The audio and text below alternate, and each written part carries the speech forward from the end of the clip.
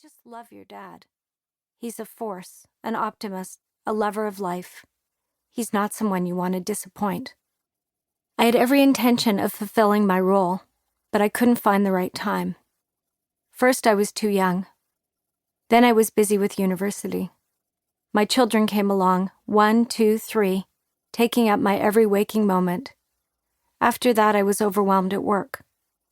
The years pressed down on us. Dad was 60. He was 75. Whenever someone in the family said, "Aren't you writing the story?" a guilty thrum pulsated through my bloodstream, and I changed the subject. A few times, Dad and I sat down together. I knew a lot of what had happened to him, but I didn't have all the facts and details I would need for a book. My pen shook in my hand. He would have told me anything, but there were certain words and sentences I couldn't stand to hear him say. More than too busy, what I had always been was too scared. As soon as I was old enough to understand what the Holocaust was, I was sick at its mere mention. The soldiers and their snarling dogs, the gas chambers belching human smoke. That this thing had existed was frightening enough. That my very own father had been trapped inside such a hell was too much for me to bear. The boy from the hayloft is now 94. I've waited until the last possible moment, but still, the book you're listening to is not quite the book I was supposed to write. Instead of a straightforward tale of Holocaust survival, it traces a more subtle struggle. It's not always a life and death struggle. It's not necessarily a unique struggle. It's simply the story of a daughter trying to figure out who she is in the shadow of something bigger. Again and again I've asked myself, do the tiny machinations of my own life matter in comparison to everything my father has seen and done? Truthfully, I still don't know. But I've come to realize this is the only story I can tell, and my own the only lens I can see through. The book you're about to hear is a tale of hunger and sorrow and love. It's a mishmash of what happened to my dad and what's happened to me, a portrait of a parent and a child, a father and a daughter.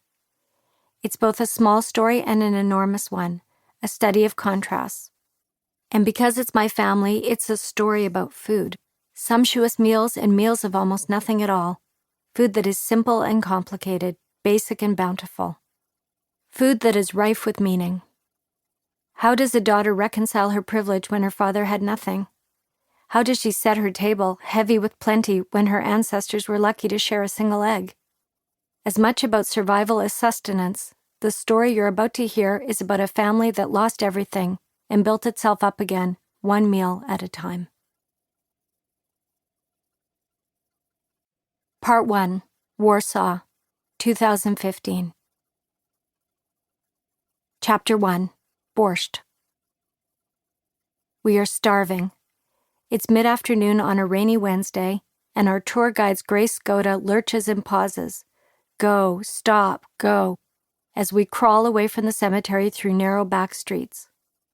Squished in the back between my sister Julie and my dad, I feel like a little kid. Hot, claustrophobic, nauseous. If I don't eat something right now, I'm going to faint, Mom says from the front. My sister and I scroll and tap on our phones. It's well past lunchtime and places have closed for the afternoon. Why didn't Eva book a reservation? She's our tour guide in Warsaw, after all, and what could be more important than feeding hungry people who are depending on you? Okay, here. Eva jerks the car to the right and drives up on the sidewalk with 2 wheels. She hits the brakes and yanks up the emergency. The car tilts precariously. Where are we, I ask. You'll see. Julie cracks open her door and steps out to help Mom. I slide out next, relieved to put my feet on the ground. I reach into the car to take Dad's hand, and our palms lock as he works his way onto the sidewalk. The rain has stopped, and his hair glows silver in the flat June light. His belly protrudes a little under his navy blue golf jacket. At 84, he isn't exactly light on his feet, but as we follow Eva, Julie, and Mom toward a run-down brick building, he seems to almost float. We walk under an archway and part a pair of dusty black curtains, finding ourselves at the threshold of a dimly lit restaurant.